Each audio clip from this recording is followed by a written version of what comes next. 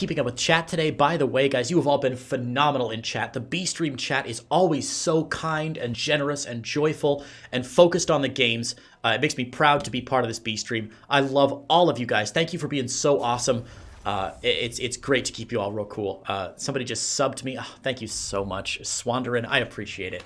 That's very kind of you guys. Very kind of you guys. Glad you're enjoying the stream. As I said, if you like what you see, tweet at DreamHack and let them know that you like what you see, and we can get some good feedback for next time.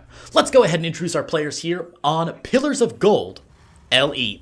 Spawning in the top right-hand side, it's our blue French Terran player representing Team Liquid. I like to call him the Little Corporal. He is Clem. And his opponent in the bottom left-hand side in the red, reppin' Team Roddy. It is our Spanish Terran player. His name is AqueroN, or AqueroN, depending on how you say it and where you're from. AqueroN, such a great player. Now again, this is going to be a, pardon me. This is going to be a really interesting match because, of course, Clem is the out-and-out, hands-down favorite to win this one. AqueroN, by far the most underdoggiest underdog that we have ever seen in these series. So AqueroN has a lot of living up to do, and he's going to have to try real hard to win this game. Leaving his Reaper back home, checking around for stuff, and he's going to park that boy just outside his base to check in. Yeah, quick update as well on my other co-caster, Grant, who I normally run the B stream with.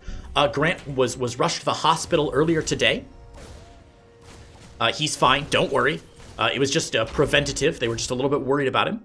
And he is returned from the hospital now, or he's British. He's returned from hospital now, and he is just fine. He said they shot him full of antibiotics and said he should feel fine by tomorrow. But again, if you miss Grant, you're used to hearing his dulcet British tones here on the B stream.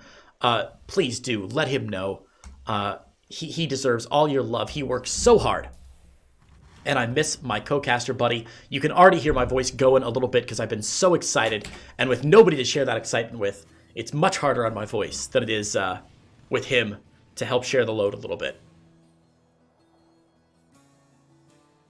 All right, let's hop in here. We do see, looks like a Widow Mine drop coming out from Clem. Should be 2, maybe 3 Widow Mines in that drop, depending on how aggressive he really wants to be. And we'll see if that medevac is able to do anything behind this. Meanwhile, on this side of the map, there is a medevac coming out for AqueroN, but it's not going to be for Widow Mines. He's just going to go ahead and support these Hellions, and it looks like we may see a little bit of double drop action going down in this series. AqueroN might be looking to drop the Hellions in the main base, supported by the Reapers, and Clem might be looking to drop those Widow Mines. Now, as I say that, of course, Clem doesn't build a medevac at all, and there's not going to be a drop from Clem, instead opting to go for a tech lab straight into Raven. So it looked like he was setting up for a Widow Mine drop, but decided against it at the last minute. He's going to play a little more defensively instead. I like this position for Clem right now, and this Widow Mine actually in a beautiful position. If the medevac does, in fact, come up into the main base right now, the Widow Mine could nail this. This could be awful for AqueroN. Oh, no, he's walking right. It's a trap. It's a trap. Okay, nice pickup there by AqueroN. Eats a little bit of friendly fire on the Widow Mine there, or eats a little bit of fire on the Widow Mine splash damage, but he should be, driven away by the bunker at the front. This just gives the Widow Mine time to reload. And with the Cyclone out now, there's no way AqueroN can drop into that main base unless he gets exceptionally lucky. Cyclone rotating around to the south side here. Raven about to pop out. Clem's got a tank as well. Clem just playing so defensively this game. I don't see a way in for AqueroN, who is really hoping to get some early game aggression done. He's still sharking around outside this main base, but I just don't think he's going to find much. Again, rotating here up into the main. Raven already here. Of course, that Raven disabled the interference matrix. Can do a world of hurt. The Marines are here to drive that away. And Clem holds. Beautifully done by Clem there. A good read overall from Clem, who again looked like he was looking to be a little more aggressive and had a good read on AqueroN. Clem has repositioned this Widow Mine, able to get a couple shots off. AqueroN trying to tempt his way in. Widow Mine going to go off. Oh, nice pickup there by AqueroN. Again, eats a bit of splash damage from the Widow Mine, but picks up that Hellion before it gets nailed down. So pretty decent micro there from AqueroN, keeping the Hellion alive for a little bit longer. Behind this, of course, no additional production facilities for Clem just yet. He's working on his third base now, so a little bit of an earlier third base for Clem, whose Reapers are in here doing a cute little play, blowing some of those SCVs off the line, but I think He's going to get cleaned up there and just gets a good scout. Doesn't see a third base yet, though. Doesn't see any additional production facilities right now. AqueroN stuck on 2 bases, and looks like he may be stuck there for a while. Only just now getting his orbital command done. AqueroN has actually cut a fair few corners to get this aggressive drop play out a little bit earlier than his opponent expected, and he might pay the price for it economically. We still see no third base, and now Clem is able to expand his third base halfway done already. So if Clem's able to get this third base up, he's going to be in great shape as the game goes forward. Clem building another Raven as well, he's on 2 Ravens now, going up to 3 soon, and with the third Raven coming out and the tanks coming out, it does become more clear that Clem is going for bioplay behind this. Second barracks dropping down now, and should be a third barracks, yeah, just on top of it here. So barracks 2 and 3 popping down for Clem, whereas AqueroN only just now grabbing his third CC. So we can see that basically both players looking to do similar sort of tech paths this game, but AqueroN just a little bit behind his opponent the entire time now, even eating a tank shot on these Reapers. Not what you want. Clem is going to go for a Clem-style push. I know that's not the proper word, but that's what I've started calling it here. Clem is a player who loves this exact push, which is completely unupgraded Marines with a handful of tanks, Ravens, medevacs, bring a couple SCVs to repair up as well, and just go across the map and get as much damage done as you possibly can. Who cares about defense? Who cares about what your opponent's got? If you can get into the main base and start siege up the natural, get up into the main, and just put real pressure on your opponent, you can get a lot of damage done. Looks like Clem has actually been pushed back. I'm a little surprised. Usually, once he gets this unit composition, a handful of tanks, a handful of Marines, and a few SCVs with it, Clem is usually very quick to push across the map and do some very real early game aggression. I've rarely seen him shy away from this push before, but AqueroN maybe pretending to jump in with the 4 Hellions in the medevac from earlier. That medevac, of course, back home now, and with the Reapers and Hellions out of the map for AqueroN, just sort of pretending like they're going to do some damage, controlling the 4th base position of Clem just a little bit. Maybe he's worried about that counter pressure. So Clem doing a nice job staying back home. I like the call from Clem not to go for the push across the map. It's just a little out of character for him. He's usually very aggressive. Now look, guys, I'm an old man. I'm 31 years old now, which in StarCraft is like 600. But I do feel like these younger players, like Clem, are often very quick to be a little bit more aggressive. We see this in Raynor, in Max Packs, in Goblin, in these younger EU players who are not afraid to just say, you know what? I know I can win. There's an 85, 90% chance if I play my cards right, I'm just going to win with this push. Let's go, baby. And Clem, much more aggressive in this push than some other players might be, and it looks like he might pay the price, actually. Hellions and Reapers getting on top of this tank, going to prevent the tank from getting any more shots off. A little bit of miscontrol there from AqueroN. He's going to lose a fair amount, but the Marines should be able to clean the rest of this up, and while the Marines are cleaning that up, we see another big push from Clem. Now, huge Viking advantage for AqueroN right now. Most of his army supply in those Vikings, and with the control of the air, AqueroN's air supply is not just lost in love, but is also able to drive these tanks back. The Liberators forcing those siege tanks out of position. That's actually a really, really good fight for AqueroN. And Clem is going to have to return back home, battered, bruised, with his tail and his pride between his legs. Not looking great for Clem right now. That push completely dismantled. AqueroN showing us that in TVT, air superiority is king. No question. Armory down for Clem as he's looking to push for a +1/+1, push past that +1/+1 and go for a 2/2. No upgrades yet for AqueroN. And we've seen enough mirror matches today to know, guys, if you fall behind on upgrades, even in TVT where tanks can make a big difference, if you fall behind on those Marine upgrades, it can just become very ugly for you very quickly. A bit of a premature interference matrix going down on one of those tanks. The tank is able to unsiege, but not able to escape the wrath of those sieged up tanks from Clem on the low ground. Clem, however, unsieges the tanks and moves back underneath that Liberator. Good defense by AqueroN. Again, Clem forced to resort to just going around the map, trying to find an opening instead of really sieging up and making the most of his superior tank count.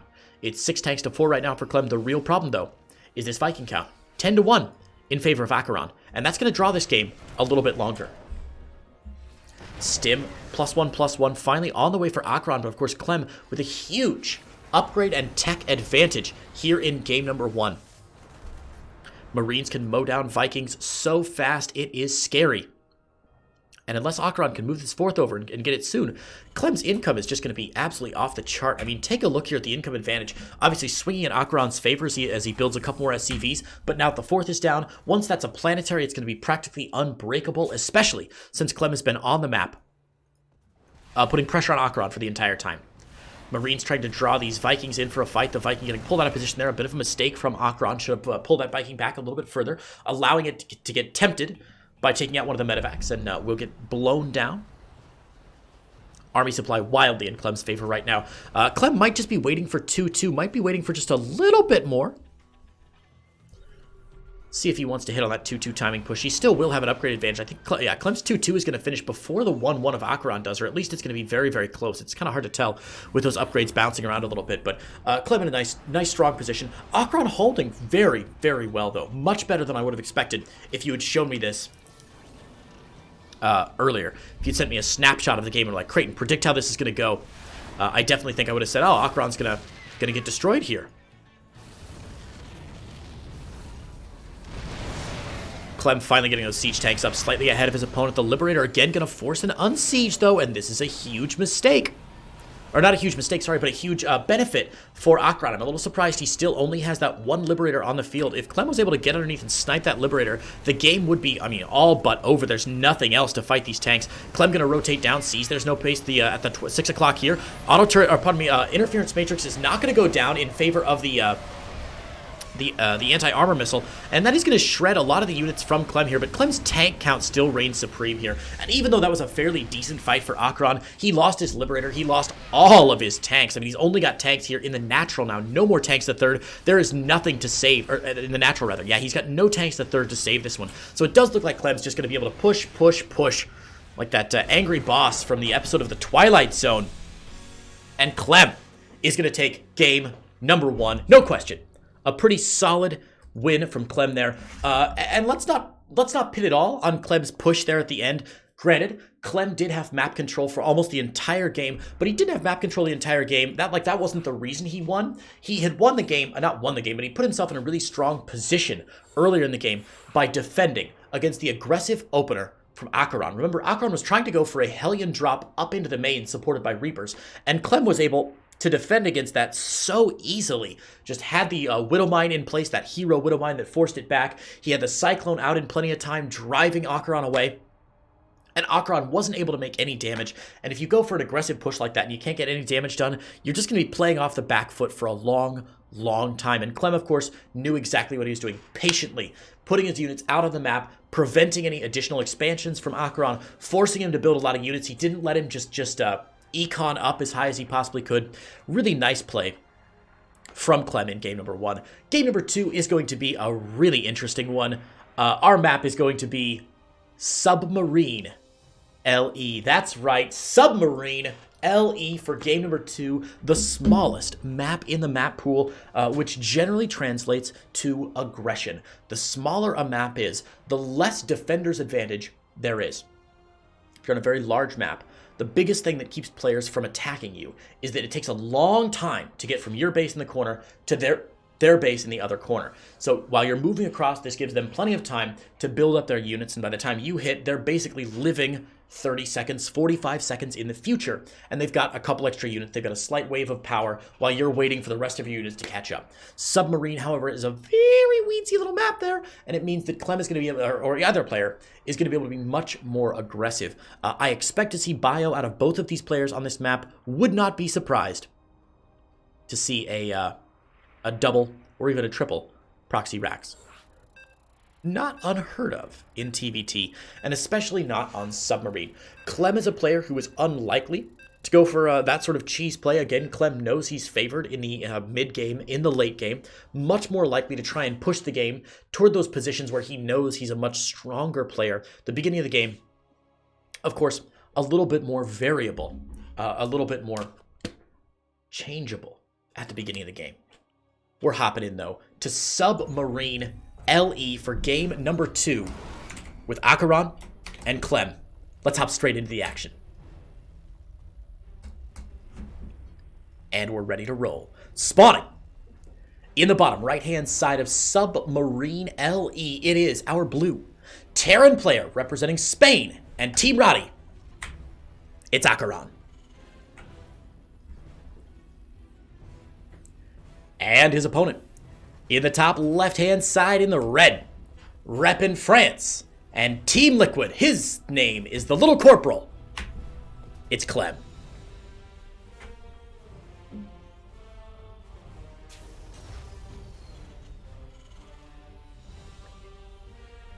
Rock and roll. I was kind of hoping for some proxy racks shenanigans here. Nope. Nothing doing. We see that barracks in the main base for Clem and the barracks in the main base for AqueroN. Both of these players playing an honest, earnest game number 2. It's still going to be a really exciting matchup. Clem getting his second gas finished up just slightly ahead of AqueroN's second gas. I don't think this is necessarily a huge difference in the build order. This might just come down to the player's macro capabilities. AqueroN just a slightly less strong player than Clem. Entirely possible that he's just going to be a couple gas behind. A couple gas ahead. His second finishing up, his first one was earlier though, so Clem getting his at about similar times. We'll see what happens after this. Reapers on both sides. Factory first for AqueroN and Clem. Ooh, also dropping a factory. So AqueroN just slightly ahead of the factory timing here. But again, these timings in the early game are so close as to be relatively insignificant. Unless these players clash at very specific times, I don't see huge differences right now in what they're both trying to accomplish. AqueroN's SCV going back home right now after checking out what's going on in the main base. He did not see that factory, did not see anything beyond the barracks, so no real knowledge yet from AqueroN. Clem's Reaper, though, should be able to get in and see everything going down in AqueroN's main base. Very wise of both these players to go factory first. Let me tell you, going for a low ground CC before factory is just such a risky maneuver. Even going for the low ground CC without the factory first is a risky maneuver here. And we can see, AqueroN trying to get in the main base here, getting some nice shots on Clem. Clem actually gets the first shot for the Reaper here. He's got a micro back just a little bit. The SCV did get one shot off here. Ow, nice pick by AqueroN there. Beautifully done. Able to clear out that Reaper of Clem, and he is going to take first blood here. Clem's Reaper coming across the map looking for that revenge kill. That Reaper saying, I'm your Huckleberry. I'm your Huckleberry. I can't do the voice very well. It's such a good character. You can't do the voice because everybody just knows how good Val Kilmer is, right? I'm your Huckleberry. There it is. That's close. Whatever. God, I need to watch that movie again. Yeah, if you have ever played Overwatch and you know the voice line, I'm your Huckleberry, but you've never watched the 1993 Western movie Tombstone, you're missing out. Featuring a young Billy Zane in a bit part. It's so good. It's so good. Another little Widow Mine cheese here, or a little mine cheeky play from Clem. AqueroN this time sees the Widow Mine though, and is able to get out of range. Nice spot there by AqueroN. Reaper's going to try and get up into the main base here, seeing what they can see. There's nothing really there to defend. It means the Reapers will be able to get in here. Let's see if they eat that shot from the Widow Mine there. I love that Clem's dancing around that Widow Mine, being very cautious here. One Reaper does go down. Nice focus fire by AqueroN there, but he loses a Widow Mine loses a Reaper of his own rather. So unable to get too much damage done. That was an even trade so far between these two players. Clem has lost one additional Reaper from that Reaper before. No huge difference though. The biggest difference this game is that we already see a Viking out on both sides. Last game, of course, Clem went for that early Raven and went up to 3 Ravens very quickly, really making good use of those interference matrices throughout the course of the game. This game, starting with a Viking and then moving into Raven Tech, and I imagine we'll see something similar from AqueroN here, who should probably drop down a Tech Lab very quickly. Oh, sorry, overlay is wrong. It is a best of 3.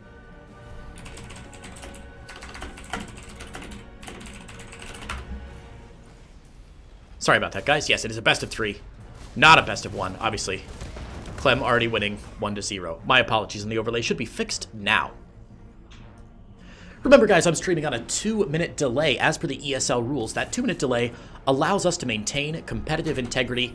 None of these players are stupid enough to cheat at StarCraft, but this way we can at least make sure that there's not even the slightest whiff of anything going wrong. So, I am reading your chat. I'm just about 2 minutes behind, so if you say hello to me, if you ask a question, I'll try my best to get to it. But no promises, as I am slightly behind on the delay. And of course, these games have been so exciting. There hasn't really been that much time to chit-chat with all of you guys. And here it is again. Clem, 5-6 minutes in, going for another Clem push. This time, much smaller than his previous game. Tank coming down, but only one tank this time. Raven out, Widowmine out as well. Ooh, the Hellion does spot this coming. AqueroN probably knows it. Oh, Vikings. Oh, Vikings. Oof. Ouch. Vikings baiting out the Widowmine shot. That will take the Widowmine down. Clem's going to go ahead and push into this. I don't know how I feel about this, actually. He does have... Well, he won't have air superiority for very long here. The Viking count in favor of AqueroN 3-2. And these Vikings can get some real damage done here. Interference Matrix goes down on the forward tank, but the Viking count still going to be in favor there. The only Viking goes down. That means the Raven's going to go down as well. And this is a huge, huge loss for Clem. Look at the units lost tab right now. Clem down 1,800 resources to 975. Losing a Raven, losing a tank. Wow, losing a Viking as well. That is not how Clem was hoping that push would go, and he's going to retreat back home, gravely, gravely wounded. Command Center, number 3, on the way for Clem. In fact, just finishing up, just like last game. Clem's able to get that third Command Center down a little bit early. Unfortunately, he lost so much in the push earlier that he's not able to maintain his presence on the other side of the map. And that was really the biggest factor in Clem's win last time, was that he rolled his early game advantage into complete map control and a pretty solid soft contain on AqueroN for most of the game. This game, of course, after losing the Raven, after losing the tank, after not having enough Vikings, he's not going to be able to stay on top of AqueroN the entire game, and AqueroN knows it. He's going to go ahead and push here. Vikings actually landing to get more damage on that tank, and that's going to force Clem way, way back. A nice cleanup there from AqueroN, and he's got advantage on the ground, on the air, and shoot, if this was Warcraft 3, he'd have advantage, or Warcraft 2, he'd have advantage in the sea as well. Oh man, Command Center getting dangerously low right now. It's going to get repaired up by the SCVs, I imagine, but that does force Clem's Vikings forward a little bit here. Not enough Vikings to one-shot from AqueroN, but Clem is able to get some Marines underneath him. No, he's not. The Viking count evened up now for both these players, though. My goodness gracious, this is so close. But now the more Vikings have come in from AqueroN. Clem's going to lose the Vikings of his own. Oh my god, both Vikings go down. Nice target firing. Beautifully done. Beautifully done from AqueroN there. And the Viking count now up 5-0. Clem bleeding out of his ears in this game. This is such an unexpected turn of events here. As soon as I say in chat, oh, I'm sorry, I can't say hi to all of you because I'm on a delay, everyone is like, hi, Creighton, in chat. Hi, guys. It's so wonderful to have all of you here sharing this joyful experience together. Oh, that's what life is about. I tell you what, there's nothing better than being around people you care about, doing something you all love together. I know it sounds soppy, but you know what, guys? The world needs a little bit of that right now. Oh, more Vikings popping down for AqueroN here, whose third base is now established. Remember, AqueroN had that third base down much later than Clem did, but hey, it doesn't matter. He's got a really aggressive position now, and Clem is never taking this third base again. Never. Never again.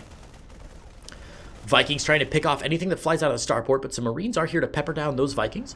A couple of Marines sneaking into the third base right now, and AqueroN needs to move this tank over. His tank's slightly out of position here. The SCV's actually just getting mowed down here, and Clem sneaks a small battalion across the map. Oh, Clem, you cheeky little bear. Forces the lift off the third now, and turnabout is fair play. The SCV's going to repair, but Clem is going to mow those bad boys down, and SCVs, run for your lives. Abandon your posts like you are soldiers of Gondor during the reign of Steward of Gondor, Denethor, the Steward of Gondor. Abandon your posts. Flee. Flee for your lives. Bad siege up for Clem there. That tank is going to go down for absolutely free. And now with the Liberators scrubbed in here from AqueroN, things looking pretty good. AqueroN has been the player to get to Liberators first in both of these games so far, and it's really paid off for him. He lasted a lot longer than I thought he was going to in game number 1 here, and Clem is realizing he's just got to go for it here. A nice sandwich from Clem, though. Look at this sandwich from Clem. The tanks unable to focus fire anything down, and now AqueroN is going to get pushed back. Clem losing a bit in that fight, but look at the units tab right now. It's 20 Marines and 3 tanks versus 19 Marines, 3 tanks, a Liberator, and 9 Vikings. All of this army supply differential right now for AqueroN is in those Vikings. +1/+1 about to finish for Clem here, and he's really gonna do this push? I don't believe it. Whoa. Clem is gonna do this push. Are you kidding me? Oh boy. Oh boy. Buckle your pants, boys and girls. This is not good for Clem. Immediately the Marines jumping on top of the tanks here. Tanks getting 1-2 volleys off before they get taken down. This is a lot of Marines to trade away for AqueroN, but Clem losing all of those tanks. The backbone of Clem's army is now destructinated, and he is in a lot of trouble. Liberator at his natural as well, forcing a loss of mining time, and Clem has got to wander his way all the way back across the map. Oh no, oh no. Fans of Clem, fans of France, and fans of very good cheese, cigarettes, the Eiffel Tower, smoking, and absinthe, you may want to look away right now. AqueroN puts himself in a very solid position. 67 workers to 60. The income in AqueroN's favor. Now, that's evening out a little bit with the mules, but it's going to spike down overall. In AqueroN's favor, he's got a much more sustainable lead. Would love to see a fourth base for AqueroN, and it's already in the mix. Look at that, fourth base coming down right next to this third base, and AqueroN, oh, he's just doing everything right. He's doing everything right. Oh my goodness gracious. Double drop, full of Marines. +1/+1 Marines for AqueroN. Now, Clem is actually in a nice position here with his upgrades. He's got 2-2 on the way, significantly ahead of AqueroN, who actually, I'm not even sure if AqueroN has a, okay, he does have an armory, so he can go for 2-2 eventually, but the sooner this gets started for Clem, the longer it takes for AqueroN to start his 2-2, the better it gets for Clem. AqueroN adding in another factory behind this, but this drop is going to get down here. 2 SCV is going to go down before he's forced out here. Good response time from Clem, good pull as well. Clem's fourth base only about halfway done. Fourth base for AqueroN now floating across. He's going to go for the 3 o'clock position, not for this 6 o'clock position. Oh, this is a close one. This is a close one, guys. Again, Clem playing from a position of weakness, but I'm not sure.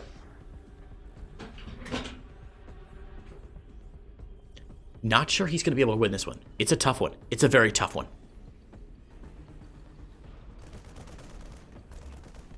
Marines chasing this position away here. AqueroN is going to establish his fourth base at the 3 o'clock position just as Clem finishes his fourth base, and Clem's going to go ahead and move out. He realizes he's got to get he realizes he's got to get some damage done here. Can't allow AqueroN just to expand willy-nilly. AqueroN scouting Billy is not going to see this push. I think he's just going to miss it here.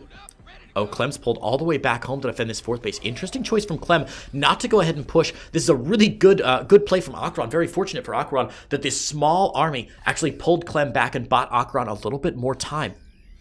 Clem on 100 army supply. Tank sieged up for AqueroN, but a lot of them out of position right now. Where's Clem going to push into? It looks like Clem is going to push into, I guess, the area between the natural and the third. This allows AqueroN to re-siege his tanks, though, and Clem walking into siege tank fire. Look at these poor Marines. Going to get turned into red or pink mist, depending on how the oxygen content is on the on submarine LE, and Clem going to get chased away there. The planetary fortress is finished up. AqueroN doesn't lose a single SCV, and beautifully done. Another good defense there from AqueroN. Clem even on bases though now. Let's see if AqueroN can push in. Nah, there's a tank here. There's a planetary. That's not going to be enough force from AqueroN. He's got to get these things back home. Rotating around back again. Again, the Viking count for AqueroN 7-1 for Clem. Vikings can pick off Medivacs here, making Clem's army just so much weaker. The tanks for Clem way out of position here, and again, we're going to see these tanks getting a huge number of volleys off on Clem's army. Take a look at the army supply graph, guys. We can see that AqueroN has actually stayed fairly even. Clem taking 2 really bad fights in a row here. AqueroN, with better siege tank positioning, is going to be able to drive a lot of this back. Clem does have an upgrade advantage here, but it's going to be moot pretty quickly as 2-2 finishes up for AqueroN. Now, his 3-3 has started much more quickly, and if AqueroN doesn't start his own 3-3 soon, Clem's timing window will start to widen a little bit more. Unfortunately, though, for AqueroN, he hasn't started that 3-3 yet, and he's got bigger fish to fry. He has so much money in the bank. He's maxed out. Not starting that 3-3 is actually just a huge mistake right now for AqueroN. He's trying to dump that money into more CCs, which is great. He's building 2 more CCs and should be working on upgrades, but he's simply not doing it. Clem able to find a nice position here, gets a couple initial shots off on the army of AqueroN before AqueroN finally engages here. Does AqueroN have enough? He's engaging into siege up tanks here. His own tanks not adding anything to the fight, though, and this fight actually going way in favor of Clem here. Again, both these players losing a lot of units, but if we look at the army supply graph, we'll see that that was a much more efficient fight for Clem than it was for AqueroN. AqueroN's tanks not a part of that fight at all. Vikings for AqueroN pushing forward here. The Vikings for Clem going down almost instantaneously. Nice splitting from Clem, trying to get on top of these tanks that are unsieged from AqueroN. AqueroN's tanks, though, finally sieged up, and Clem's going to bite a big one there. A lot of damage being done. 42 army supply to 97, and finally, AqueroN takes the fight that he needs. Man, Medevac's going to start going down little by little, but some good Marine damage there onto the Viking count there. The Viking count reduced now. AqueroN at 3 Vikings to Clem's 2, but AqueroN is already going into Liberators. He's already building more starports, and yeah, Clem knows it. AqueroN is going to win that game on Submarine. Ladies and gentlemen, that is AqueroN's first map victory in DreamHack StarCraft 2 Masters Winter 2020, and it comes over Clem. Unlikely, but beautiful. That means that today is going to be 3 series in a row that have gone bink to a game 3. Clem and AqueroN joining Gung Fu Panda and Harstem, as well as Geralt and Bly in taking their series to the end. Oh man, oh man, oh man.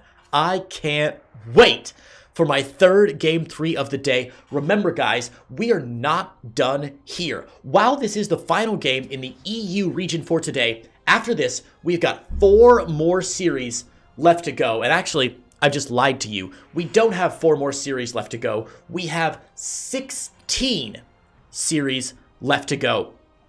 The North America event is taking place probably right after this. I'm not sure how much of a break we'll have, but the North America event taking place right after this, and we have got 4 streams showing 4 series each for a grand total of 16 games. Those games will be on ESL_SC2, ESL_SC2B, that's us, we're right here, ESL_SC2C, and twitch.tv/ESL. 4 streams, 4 series each, a number of multi-talented casters, and I could not be more excited than I am right now. Ladies and gentlemen, game number 3. Let's hop on to Death Aura and get into it. Spawning. In the bottom right-hand side in the blue, representing France and Team Liquid, it is the little corporal himself, Clem. And his opponent.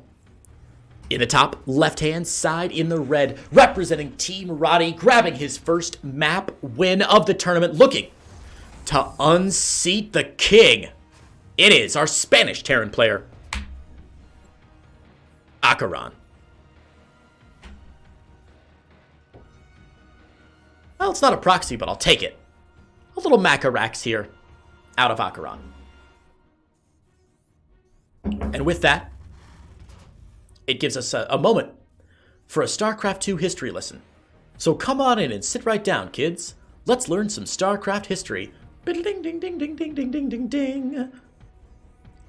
This build, or this placement rather, of a barracks, slightly outside of your main base, in a position that's easily scoutable, but just intended to throw your opponent off a little bit, is known as a Macarax, named after one of the players in GSL Season 2. His name was Maca Prime, and he was very commonly do these builds where he would Maca out his barracks and his factory. Initially, fun fact, when the term was coined, Artosis and Tasteless used it as like a derogatory term. They were like, oh, he's Maca'd his barracks, what is he doing here? This is ridiculous. And now, much like that guy from Red vs. Blue, we realize that camping, just like Macarax, is a legitimate strategy.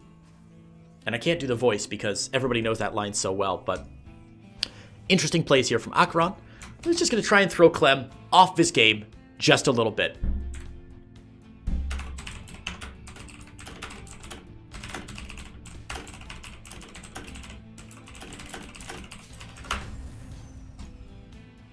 AqueroN going to leave this Reaper back home just to be ultra, super, double, triple safe. He doesn't want to get caught by surprise. TVT is one of those very volatile matchups in the early game. Remember, TVT can change on the edge of a knife. It can be so easy for one player with one Reaper advantage. If they get some really nice positioning, if they're able to get the initial shots off and with good micro, you can just end a game right away. So I'm not surprised that AqueroN is leaving his units back home just because he doesn't want to get caught by Clem who is a master of micro. He's so good and could potentially end this game very quickly. And let me tell you, when you're even on games with Clem and you have a very real chance of beating a player who's 4-0 in the group right now for your first win, could be huge. Could be absolutely huge if Clem were to win this one. Or pardon me, if AqueroN were to win this one. 1-1-1 out here for AqueroN as his natural comes down. Natural finishing over for Clem as well. The natural's at roughly equivalent times here, as is the 1-1-1. So far, the only difference between these, the only major difference between these builds is, of course, the placement of the buildings, but also we see a medevac coming out for Clem, whereas we see that tech lab popping down on the starport, indicating that AqueroN this time is going to be the player who goes for a Raven first. Clem has been the Raven player in the previous couple series. Now, he hasn't gotten great interference matrices down. We haven't seen any great anti-armor missile Dorito cannons from Clem. So maybe he's thinking, okay, I didn't get too much done in the previous games with those interference matrices. AqueroN seems to be pretty salty. He seems to be up on his game pretty well. So I'm going to instead opt for this medevac to try and go for a push up into the main. And AqueroN, oh my god, AqueroN leaving his natural is not going to see this push. AqueroN has not seen any of this. Uh-oh. Clem does not know this is here until it's too late. Siege tank on the low ground for Clem, and AqueroN is going to have real troubles engaging with this. The Cyclone should be able to lock onto the siege tank here, but the siege tank going to get some shots off on the Hellion. The siege tank will go down, but look at the damage Clem's doing in the main base here. Clem really needs to focus fire. The Hellion's going to get some good shots on these poor trapped SCVs, and oh my god, the humanity. 9 SCVs going down before Clem is forced up and out. 9 SCV kills for Clem, and that puts AqueroN in a terrible, awful, no good, very bad situation. Down 9 SCVs in the initial game. Now, what did Clem give up for that? The answer might surprise you. No, it won't surprise you. The answer is not much. A Hellion, a tank, which isn't great, and a handful of Marines. But for 9 SCV kills, I think that's probably worth it. It's difficult to do the math this early in the game, but since the economies are roughly equivalent so far, and Clem's already grabbing a third base, he's going to put himself in an absolutely gorgeous economic position as this game transitions out of the early game pressure and into that mid-game push. Ravens now finally coming out for Clem as he is going to swap over. A couple Reapers in the main base here, but they will get driven away. There is a tank for Clem defending. So third base has been scouted now by AqueroN, who has got to make a difficult decision now. Do I, A, build my own third base, albeit way behind my opponent, and try to scrabble for some difficult economic gains in the mid to late game? Or do I, B, go all in, drop 3 more barracks, and just attack? The answer, of course, is Clem's going for option A. He's dropping that third CC in the main base, and I'm not a pro player, and I don't want to criticize these guys too much because they certainly have a much better grasp on the game than I do. But I will say it seems like AqueroN is so far behind at this point that going for a third base this late, his third base a third of the way done while Clem's is already turning into an orbital, just seems like he's barely going to be able to keep up. I might have preferred a little bit of early pressure, but I think both of them are viable options, and I'm sure AqueroN is choosing a really good one.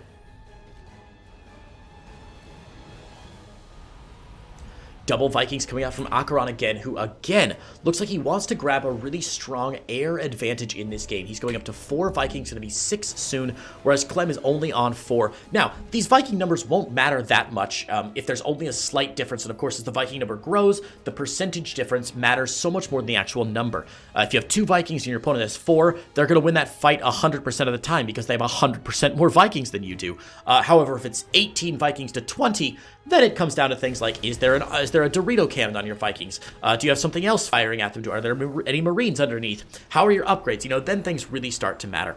So as the Viking count continues to grow, it's going to be a little bit more equivalent between the two players. So we're going to have to look at other metrics to decide who's ahead and who's behind. AqueroN landing that third base down. And it's going to have to be an orbital command a little bit later, which is a huge shame. He is going to be so far behind. Luckily, he'll be able to transfer some SCVs over and stay as close as he can in economy. But if we take a look at the income graph, we're going to see it's in Clem's favor. And again, even though we'll see some spikes here because it's a TVT and we're doing Mule versus Mule, more sustainably, over time, Clem's going to have a much better fight. Sheepduck, I read your comment. Don't worry.